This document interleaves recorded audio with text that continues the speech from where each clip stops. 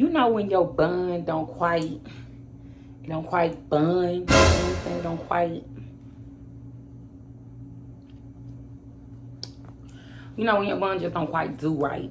But I'm sitting up here looking like a chunky teen mom at my best. Okay, let me quit playing. So, I wanted to come online and give y'all a story time about the first time I started driving with Lyft. I am in the middle of cooking, so just kind of work with your girl, okay? So, the very first time I started, you can tell I was eating and cooking. I ain't the only one to do that, though. So, the first time I was driving with Lyft, my very first rider was it the guy or the girl first? You had 2 females. No, I'm talking about the, okay, one, I don't know what order. I remember the last 2. It was the guy? Yeah, it was the guy. The last one was the lady. Okay, no, I had, these are 4 riders. Who was the very first one? The very first one had the job interview. No, oh yeah, that was a lady. Okay, so my very first one was the lady who had a job interview. Now, I had just got on at my current job now. So, she was in the car sounding all extremely professional. She was in the car sounding like, she was very Caucasian, very proper, very prim. And I said, while I pull up at the, her job interview, I was like, well, listen, I just got on at a job, and so I'm giving you all good positive vibes. And then she gets out of the car like, that's right, homegirl. All right, girlfriend.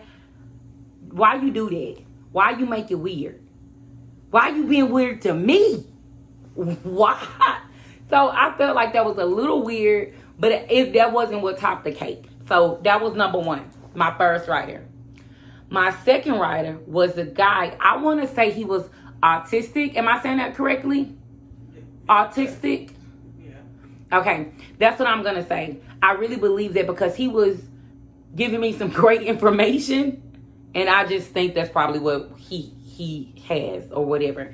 So he ends up saying as soon as he gets in the car, he's like, you know what? There's a car wash right by my job. And I'm like, oh, okay. He was like you could go straight to the car wash after you drop me off. And they have free vacuums. And I'm like, is my car that dirty? Like, bruh. But it really wasn't. But it was like, what? And I had the little setup in the bag with the Lysol and the Febreze and the face mask, the whole 9. And he was like, yeah, but you really can go to the car wash.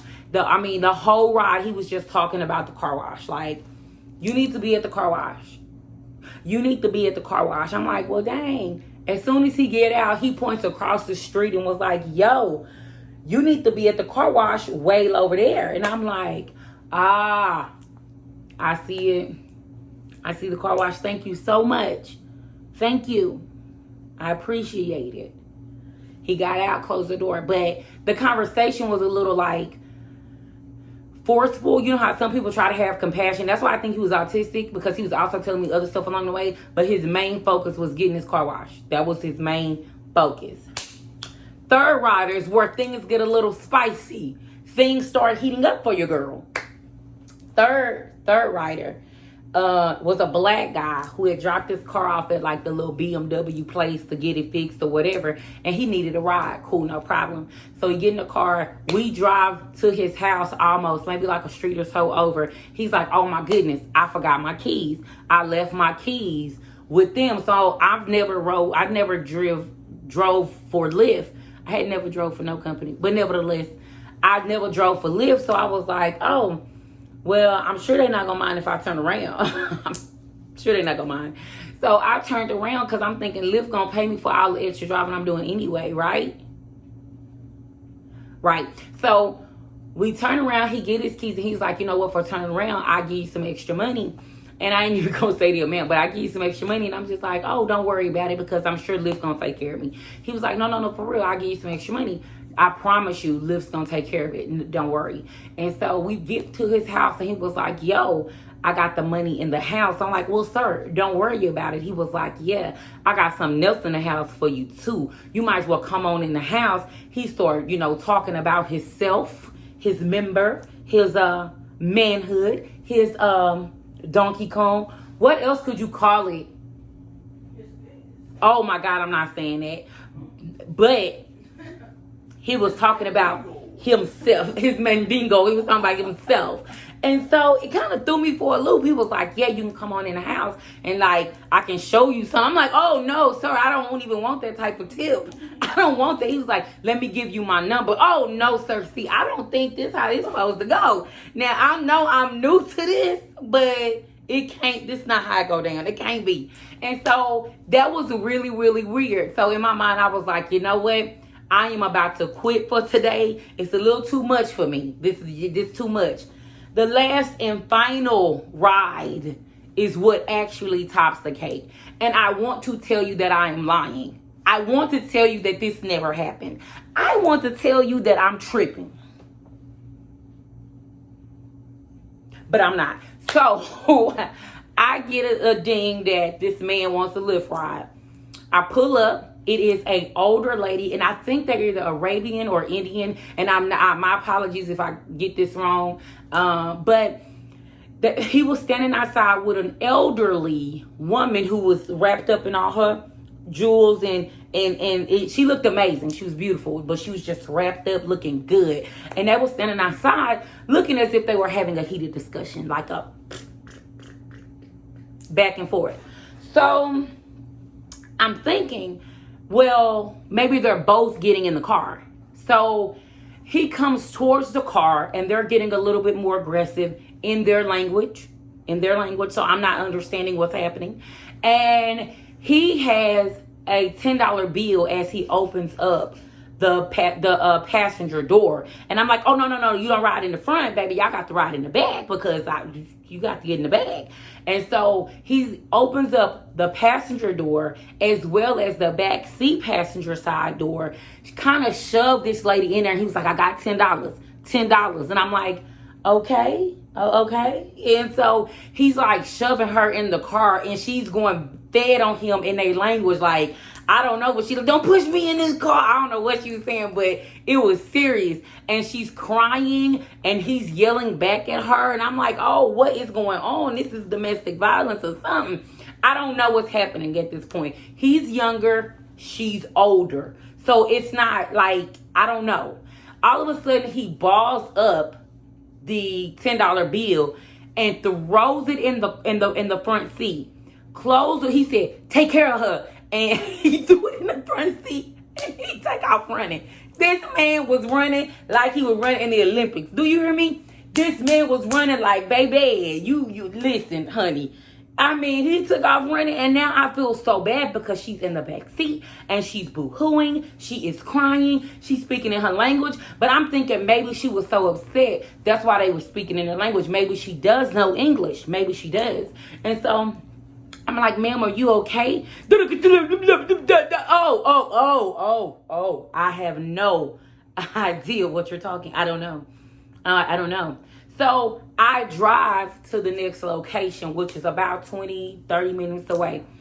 I'm driving the whole time. She's crying the whole entire time. She has not stopped, took a breather. She did not calm down. She's highly ticked off, highly sad, highly upset.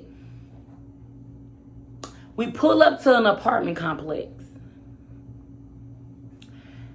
You know when you go in an apartment complex, they have speed bumps, right? Boop, boop. I'm slowing down to go over the speed bump. As I'm going over the speed bump, she opens up the door and take off running, sprinting. And I'm telling you, this lady had to be like 70, 80. Like, this was an older lady. She wasn't no young tender, and she was booking it.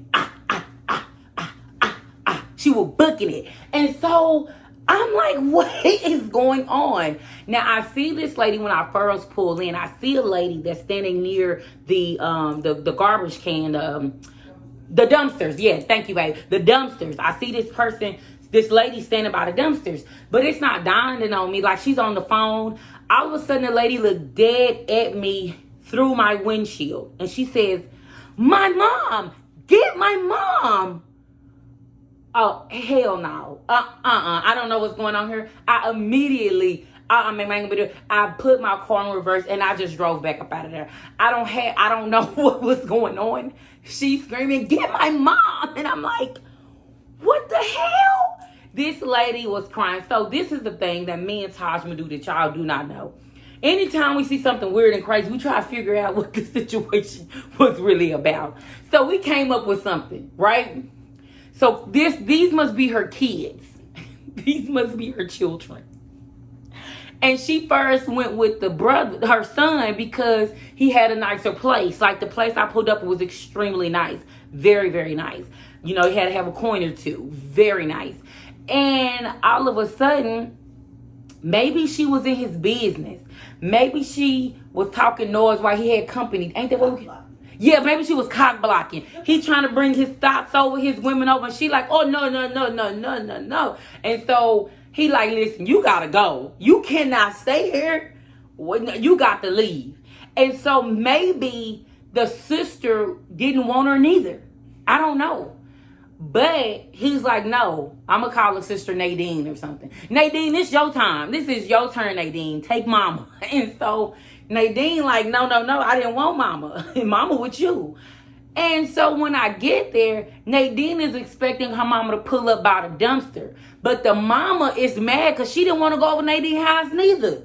Because the mama didn't run to Nadine, y'all. The mama took off running in the opposite direction. She didn't see her daughter and say, oh, Nadine, he put me out. No. She went the other direction. So in my mind, I'm like, maybe she didn't want to be at Nadine's house. Maybe Nadine had roaches or something. Nadine did not live in a good place, but it wasn't the hood. So she took off running. So I had to come online and tell y'all about my first time driving for Lyft.